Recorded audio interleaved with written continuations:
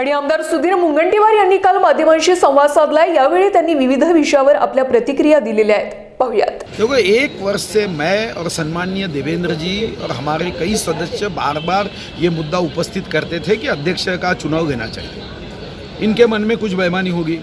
पहले तो जो सज्जन नेता थे उन्होंने नियम समिति में नियम बनाया था कि ये पद की ऊंचाई का ध्यान रखते हुए गुप्त मतदान से होना चाहिए, सद्विवेक बुद्धि से मतदान होना चाहिए, इसको बीप नहीं लगेगा। पहले तो इन्होंने बेईमानी करने का मन बनाया, उस नियम को बदल दिया।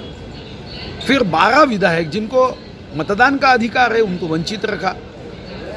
अब जो साल भर सोए थे अचानक नींद खुलती है, जग जाते हैं और 24 घंटे के अंदर कुछ होना चाहिए ऐसी मांग करते हैं।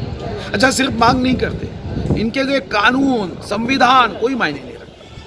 संविधान के बाहर जाके हम कहेंगे वही कायदा, हमारे राज्य में जनतंत्र नहीं मनतंत्र रहेगा, ऐसा नहीं चलेगा ना। आखिर महामहिम राज्यपाल महोदय को विश्व रत्न, भारत रत्न, महामानव डॉक्टर बाबा साहब अम्बेडकर जी ने कोई प्रावधान के आधार पर अधिकार दिया है कि जब सरकार मस्तवाल हो जाती है, जब सरकार संविधान के बाहर जाके कोई कृति करती है, उस समय राज्यपाल महोदय ने इस बातों का अध्ययन करते हुए चिंतन करना चाहिए और सही दिशा सरकार को दिखानी चाहिए।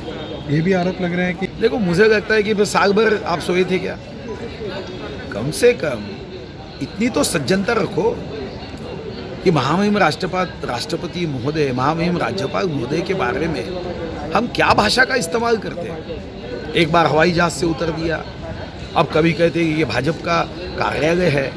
ऐसे लोगों को जनता ने समय समय पे झटका फटका देने की आवश्यकता है, नहीं तो ये बिगड़े राजनीतिक नेता रहेंगे।